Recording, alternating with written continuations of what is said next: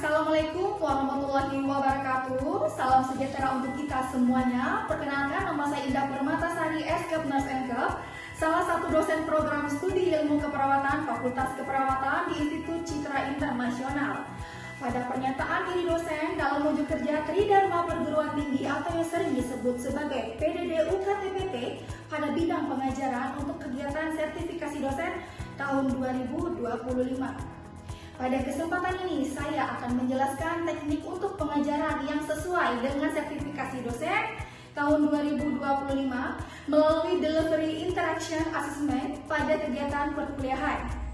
Pada kegiatan sertifikasi dosen tahun 2025 ini, saya mengambil salah satu mata kuliah yang diajarkan pada semester gasal, yaitu mata kuliah Promosi Kesehatan dan Pendidikan Kesehatan dengan bobot 3 SKS yang terdiri dari 2 SKS teori dan 1 SKS praktik. Mata kuliah Promosi Kesehatan dan Pendidikan Kesehatan ini merupakan mata kuliah yang membahas tentang konsep teoritis promosi kesehatan dan pendidikan kesehatan bagi klien, konsep dan teori belajar mengajar, konsep dan teori promosi kesehatan dan pengembangan program pendidikan dan promosi kesehatan bagi klien. Pada kegiatan pengajaran mengenai mata kuliah promosi kesehatan dan pendidikan kesehatan ini terdiri atas 14 pertemuan yang terdiri dari pokok bahasan seperti pengantar pendidikan kesehatan bagi klien, konsep dasar pendidikan kesehatan, komunikasi dalam proses pembelajaran klien, pengertian promosi kesehatan, dan prinsip paradigma dalam promosi kesehatan, model dan promosi kesehatan, faktor-faktor yang mempengaruhi pelaksanaan promosi kesehatan dan pendidikan kesehatan, yang terakhir peran perawat dalam pendidikan dan promosi kesehatan seperti promotif, preventif, kuratif, dan rehabilitatif. Kemudian, pada capaian pembelajaran lulusan mata kuliah promosi kesehatan dan pendidikan kesehatan ini ada 4 aspek yang dilihat, yaitu dari sikap, pengetahuan, keterampilan umum, dan keterampilan khusus yang diharapkan mahasiswa mampu. Yang pertama, mampu menguasai keterampilan umum pada bidang keilmuannya. Kedua, mahasiswa mampu memahami ilmu keperawatan untuk melakukan asuhan keperawatan berdasarkan proses keperawatan. Yang ketiga, mahasiswa mampu memberikan asuhan keperawatan secara profesional pada tatanan laboratorium dan lapangan, klinik, dan komunitas untuk meningkatkan kualitas asuhan keperawatan dan keselamatan klien. Yang keempat, mahasiswa mampu melaksanakan edukasi dengan keterampilan komunikasi dalam asuhan keperawatan dan informasi ilmiah. Yang kelima, mahasiswa mampu menghasilkan, mengkomunikasikan, dan melakukan inovasi pada bidang ilmu dan teknologi keperawatan. Yang keenam, mampu meningkatkan keahlian profesional di bidang keperawatan melalui pembelajaran seumur hidup. Pada bahan kajian keilmuan mata kuliah promosi kesehatan dan pendidikan kesehatan ini diharapkan setelah mengikuti kegiatan pembelajaran pada mata kuliah ini, mahasiswa mampu yang pertama menganalisa peran perawat dalam pendidikan dan promosi kesehatan. Yang kedua, mengintegrasikan konsep, teori, dan prinsip belajar pada program pendidikan kesehatan klien dalam rangka mengatasi, mencegah, dan meningkatkan kesehatan klien. Yang ketiga, mengintegrasikan konsep dan teori promosi kesehatan dalam mencegah dan meningkatkan kesehatan klien. Yang keempat, menganalisa beberapa model dalam promosi kesehatan. Yang kelima, menganalisa faktor-faktor yang mempengaruhi pelaksanaan pendidikan dan promosi kesehatan. Dan yang terakhir atau yang keenam, merancang program edukasi kesehatan sesuai dengan kebutuhan klien. Proses penilaian pada mata kuliah promosi kesehatan dan pendidikan kesehatan yang berbobot 3 SKS ini terdiri atas absensi 10%, penilaian teori 40%, tugas tambahan 30%, dan belajar mandiri 20%. Berikut ini cuplikan proses pembelajaran pada mata kuliah promosi kesehatan dan pendidikan kesehatan yang dilakukan secara luring di Gedung B Kampus Institut Citra Internasional. Assalamualaikum warahmatullahi wabarakatuh. Waalaikumsalam warahmatullahi wabarakatuh. Selamat pagi semuanya. Pagi. Oke, baik. Jadi anak-anak gimana? Apakah sudah sarapan pada pagi hari ini? Sudah. Oh, ada yang belum, ada yang sudah ya. Oke, baik. Jadi hari ini adalah pertemuan ketiga kita ya. Jadi minggu kemarin itu pertemuan kedua yang dimana hari ini Ibu akan menjelaskan tentang konsep pendidikan kesehatan. Ibu ingin menanyakan sebelum Ibu memulai materi untuk minggu ketiga ini, minggu lalu Ibu sudah menjelaskan tentang promosi kesehatan. Nah, kita review ulang kembali apa itu promosi. Mungkin teman-teman ada yang tahu jawabannya? Yuk, silakan. Baik, Alung apa? Tentang penyuluhan masyarakat pencegahan penyakit, Bu. Tentang pencegahan penyakit. Mungkin teman-teman ada yang lain? Ya, Bu. Dina? Bimbingan ke masyarakat, Bu. Bimbingan ke masyarakat. Oke, tadi kalau Alung pendidik ya. Kalau Dina penyuluhan ke masyarakat. Mungkin ada yang lain yang mau menambahkan? Ya, Bu. Karina? Mengedukasi ke masyarakat atau sosialisasi ke masyarakat. Mengedukasi ke masyarakat atau sosialisasi ke masyarakat. Oke, baik. Bagus ya. Jadi jawaban teman-teman sudah benar ya. Tapi yang paling benar adalah promosi kesehatan itu adalah penyuluh atau pendidik masyarakat yang sadar perlu pendekatan positif dalam pendidikan kesehatan lebih dari sekedar pencegahan penyakit. Ya, jadi yang benar adalah seperti itu. Mungkin bisa dipahami teman-teman ya? Bisa. Oke, baik. Jadi jawaban teman-teman sudah benar semuanya. Oke, baik. Jadi untuk mempersingkat waktu kita, hari ini Ibu akan menjelaskan tentang konsep pendidikan kesehatan. Mungkin teman-teman ada yang tahu apa itu konsep pendidikan kesehatan? Oke, banyak ya. Nopri silakan. Apa itu Nopri pendidikan kesehatan? Menurut Nopri ya? Menurut saya pendidikan kesehatan adalah penyampaian informasi tentang bagaimana individu menjaga pengetahuan ulang Bu ya. Oh boleh, nggak apa-apa. Silakan Nopri ulang, nggak apa-apa. Pendidikan kesehatan. Grogi ya, oh ya. Menurut saya pendidikan kesehatan itu di mana pemberian informasi yang dimana mempelajari pengetahuan keterampilan tentang meningkatkan kesehatan. Kesehatan, oke. Baik ya, tepuk tangan dulu untuk Nopri ya. Bagus ya Nopri ya jawabannya ya. Mungkin ada yang mau menambahkan dari teman kita Nopri mungkin yang mengerti apa sih pendidikan kesehatan itu? Mungkin ada yang mau jawab teman-teman di sini selain Nopri? Boleh silahkan. Kita bebas memberikan pendapat ya, tidak harus sesuai dengan teori yang ada, tetapi ini memang murni dari jawaban teman-teman yang teman-teman ketahui seperti itu. Nah, siapa lagi mungkin yang mau menambahkan dari yang sudah disampaikan Nopri? Silahkan. Oke, boleh. Pendidikan kesehatan itu adalah merubah perilaku individu. Perilaku individu. Oke, baik, tepuk tangan lagi ya.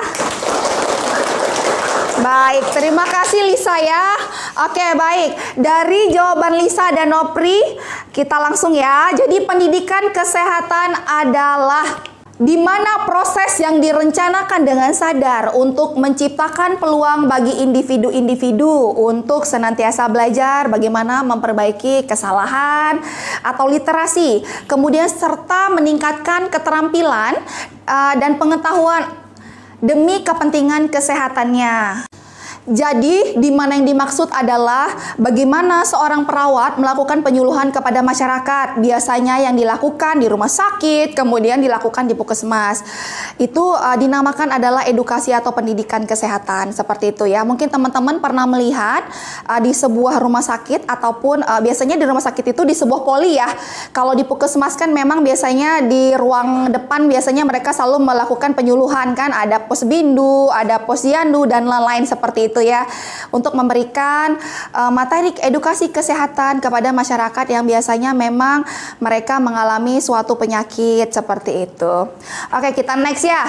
Nah, ini menurut Azrul Aswar, apa itu penyuluhan kesehatan? Jadi penyuluhan kesehatan adalah kegiatan seorang pendidik yang mana dilakukan dengan cara menyebarkan pesan, kemudian menanamkan keyakinan sehingga masyarakat tidak hanya sadar, tahu dan mengerti, tetapi juga mau dan bisa melakukan suatu anjuran yang ada hubungannya dengan kesehatan. Ya, itu yang dimaksud dengan penyuluhan seperti yang sudah Ibu sampaikan tadi. Oke, nah nanti di sela-sela Ibu menjelaskan, teman-teman boleh bertanya ya. Jadi tidak harus menunggu Ibu selesai memberikan materi. Teman-teman silakan mau bertanya, tidak apa-apa. Nanti dipotong saja ya. Oke, baik. Kita next ya, teman-teman ya. Nah, penyuluhan kesehatan menurut Depkes itu apa ya Bu? Nah ini dia. Jadi penyuluhan menurut Depkes sendiri adalah gabungan dari berbagai kegiatan atau kesempatan yang berlandaskan prinsip-prinsip belajar untuk mencapai suatu keadaan yang sakit menjadi sehat seperti itu ya. Jadi di mana individu, keluarga, kelompok atau masyarakat secara keseluruhan ingin hidup sehat dan tahu bagaimana caranya untuk melakukan apa yang bisa dilakukan secara perorangan. Jadi bagaimana nanti edukasi itu diberikan agar bisa mencegah masyarakat yang sakit menjadi sehat. Seperti itu ya teman-teman ya.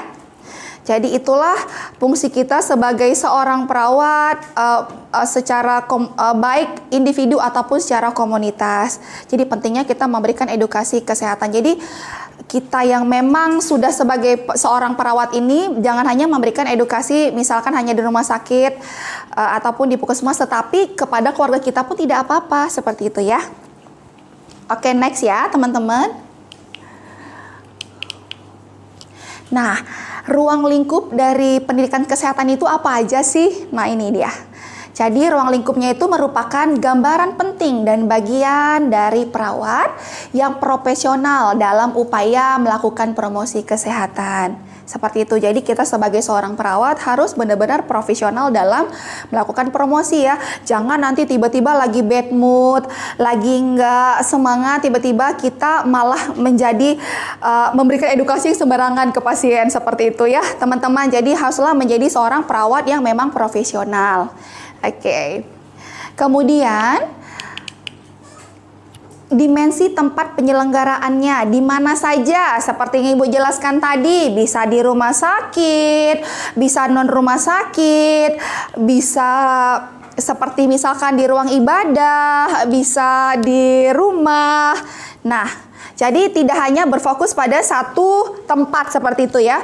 Jadi dimensi tempat penyelenggaraan promosi itu bisa dilakukan di mana saja ya. Kemudian apakah di panti lanjut usia? Boleh sekali, bisa. Jadi lansia pun akan memberikan sebuah perawat bisa memberikan sebuah edukasi untuk lansia bagaimana pencegahan jatuh. Karena kan biasanya pada lansia kan pasti mereka resiko jatuhnya kan akan lebih tinggi ya daripada orang yang normal misalkan seperti itu. Kemudian ruang lingkup yang kedua. Nah, ini berdasarkan aspek kesehatan. Jadi telah menjadi kesepakatan umum bahwa kesehatan masyarakat itu mencakup 4 aspek.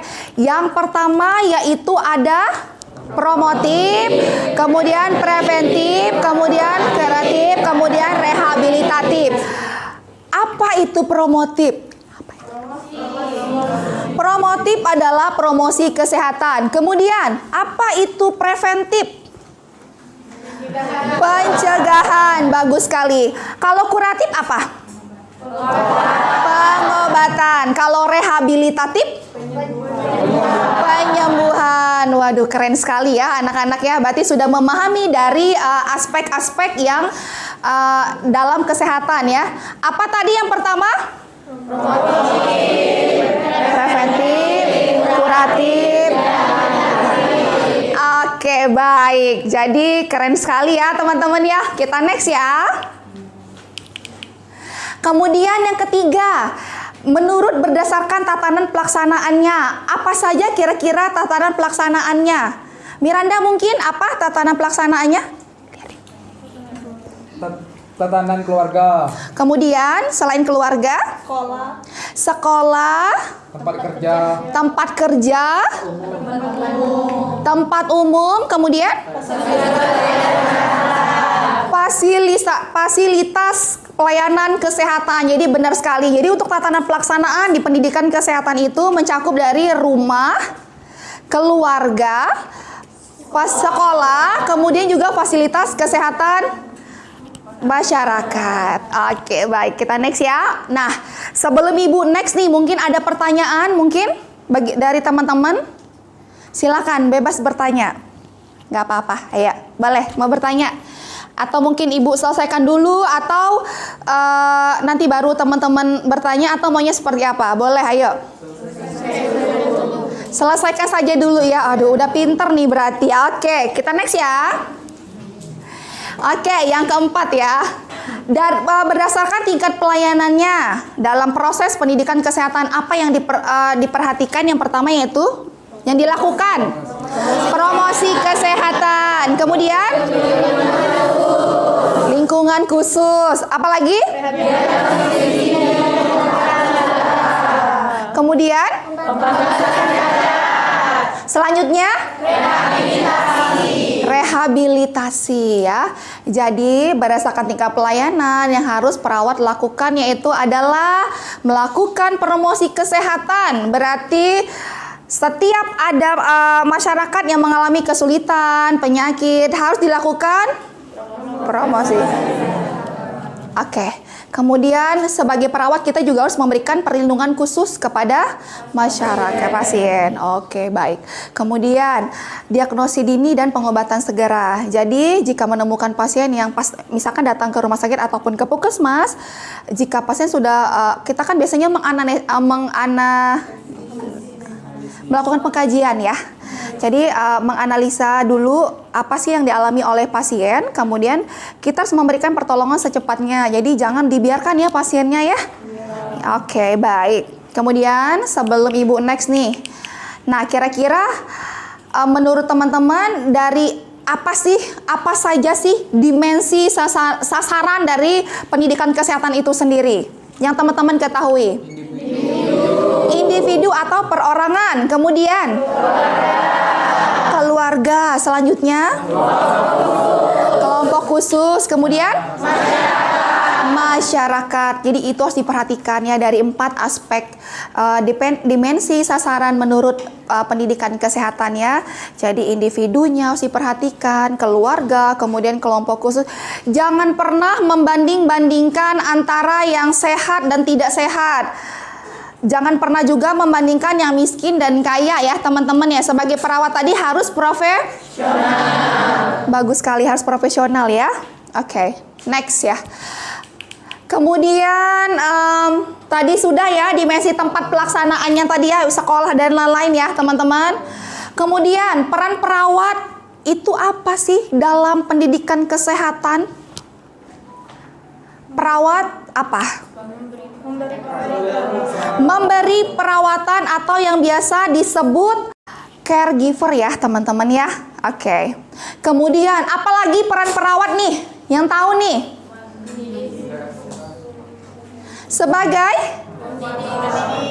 Sebagai pendidik ya.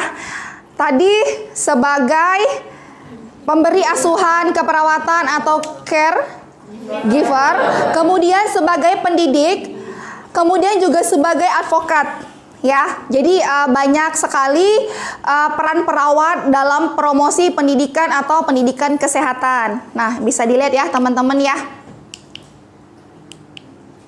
Kemudian juga sebagai role model ya. Jadi peran perawat itu bukan hanya advokat, pemberi perawatan, pendidik, tapi juga sebagai konsultan, manajer kasus, perantara informasi, inovator, mediator, negosiator, role model, dan aktivis sosial. Jadi banyak sekali peran perawat. Teman-teman bangga menjadi seorang perawat? Bangga saya. Ibu juga bangga punya anak-anak didik yang sangat luar biasa. Masya Allah. Oke, baik. Next ya. Nah, tujuan dari pendidikan kesehatan itu sendiri apa sih?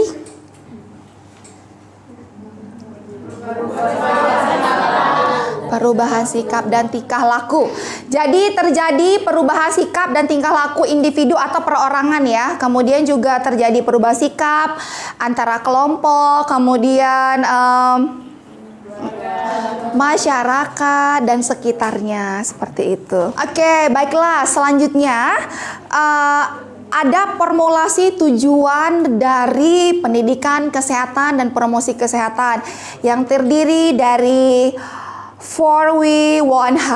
Jadi apa? What, who, where, when, and how. Jadi apa, siapa, di mana, kapan, dan bagaimana. Jadi apa yang akan kita promosikan kepada masyarakat? Ya.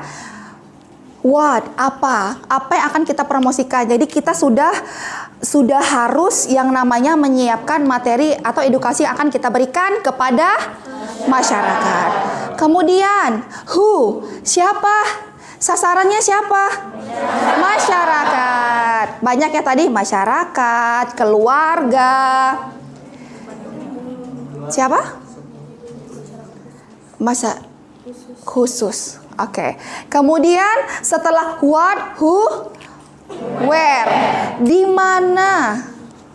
Di mana kita melakukan promosi kesehatan? Bisa di rumah sakit, bisa di sekolah, bisa di tempat ibadah, bisa di rumah panti jompo. Jadi bisa di mana-mana ya. Ya. Kemudian when, kapan kita melakukan promosi kesehatan itu sendiri? Kapan? Misalkan, jadi kita sudah ada kontrak waktu terlebih dahulu kapan kita akan melakukan promosi kesehatan kepada masyarakat, mungkin pagi atau siang hari mungkin ya, sesuai jadwal yang sudah ada di puskesmas ataupun di rumah sakit. Kemudian yang terakhir, bagaimana kita mempromosikannya? Apakah misalkan dengan menggunakan leaflet? Mohon maaf, ini ada leaflet ya contohnya ya. Mungkin teman-teman nanti di puskesmas atau di rumah sakit bisa melihat ada leaflet seperti ini. Nanti ini akan kita berikan kepada masyarakat di saat kita melakukan promosi kesehatan. Kemudian juga ada lembar bolak-balik. Nah, Ibu tidak ada contohnya, nanti Ibu akan perlihatkan di minggu pertemuan kita yang ke-5 ya berarti ya. Oh, keempat, mohon maaf, yang keempat ya. Nanti Ibu akan tunjukkan beberapa poin dan beberapa macam untuk kita mempromosikan ya, dari leaflet dan maupun lembar bolak-baliknya. Oke? Terima kasih Tiara. Oke, next. Jadi udah paham ya? Sebelum Ibu melanjutkan, ada yang mau ditanyakan? Belum? Tapi Ibu harap di akhir pembelajaran Ibu kita akan ada feedback ya. Jadi umpan balik dari yang sudah pembelajaran yang sudah Ibu sampaikan, nanti biar kita berdiskusi, jadi yang salah akan kita benarkan, seperti itu ya. Oke, next. Nah, kemudian metode pendidikan kesehatan. Apa itu metode pendidikan kesehatan?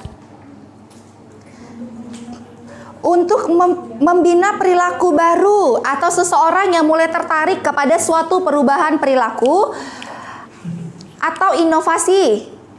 Nah, bentuk pendekatannya ini seperti apa? Bimbingan. Kemudian interview atau wawancara, melakukan anamnesa terlebih dahulu kepada masyarakat atau pasien ya. Ibu, selamat pagi Ibu, perkenalkan nama saya Perawat Indah. Mungkin ada yang bisa saya bantu. Bagaimana keluhannya Ibu? Seperti itu ya. Bagaimana keluhannya Bapak?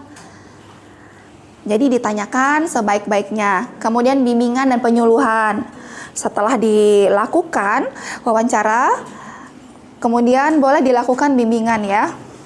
Oke. Kemudian next. Nah, kalau untuk metode pendidikan kelompok sendiri itu seperti apa Bu? Bisa dilihat ya.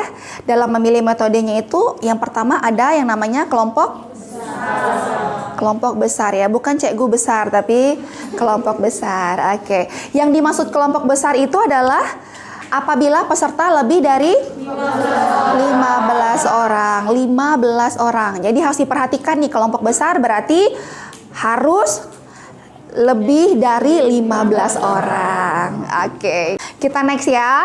Oke, sebelumnya ada yang mau ditanyakan terlebih dahulu? Oke, Intan, silakan. Intan, mungkin ada yang mau tanyakan? Apa hubungan antara pendidikan kesehatan dan perilaku hidup sehat?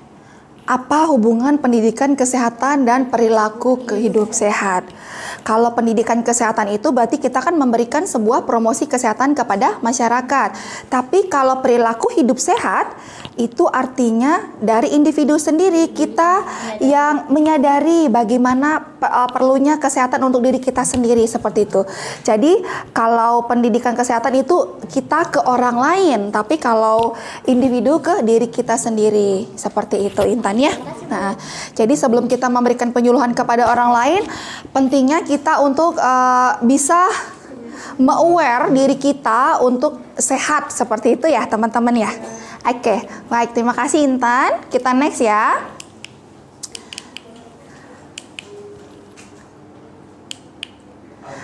Oke, baik. Ternyata materi kita sudah selesai. Baiklah, selesai sudah materi yang Ibu sampaikan pada pagi hari ini. Udah siang ya ini ya, udah berapa jam ya? Oke, baik. Ada yang mau ditanyakan kembali dari hasil yang sudah Ibu jelaskan kepada teman-teman di sini?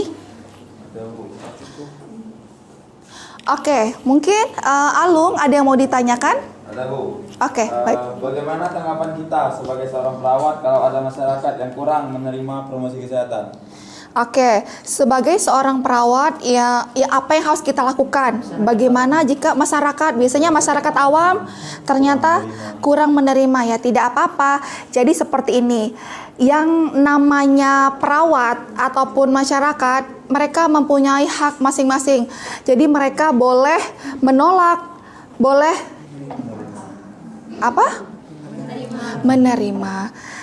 Jadi dulu pernah Ibu ajarkan bahwa makanya pentingnya sebuah info konsen atau pertanyaan terlebih dahulu kepada masyarakat atau kepada pasien. Ibu, apakah Ibu bersedia kami lakukan ini? Ibu, apakah Ibu bersedia? Karena apa? Karena kita kan juga mempunyai kode etik. Jadi mereka juga punya hak untuk mereka menolak atau tidak, seperti itu. Jadi kita tidak boleh memaksakan apa yang mereka mau, seperti itu. Jadi seperti itu. Jadi kita tidak boleh memaksakan ya. Alung ya teman-teman di sini, jangan pernah memaksakan kehendak masyarakat ya. Jika mereka memang tidak mau ya sudah, tidak apa-apa. Dan mereka pun kalau mereka yang memang menolak, nanti mereka juga yang akan rugi ya, seperti itu. Baik, terima kasih. Mungkin ada lagi yang mau ditanyakan? Oke, cukup baik. Terima kasih teman-teman ya. Alhamdulillah saya sangat senang sekali hari ini. Teman-teman juga aktif ya terlihatnya. Jadi mohon maaf, Ibu akhiri dulu mungkin ya pertemuan kita ketiga pada siang hari ini. Ibu minta maaf jika ada salah-salah kata. Semoga juga teman-teman saya selalu nanti hati-hati nanti pulang. Ibu akhiri, assalamualaikum warahmatullahi wabarakatuh. Waalaikumsalam.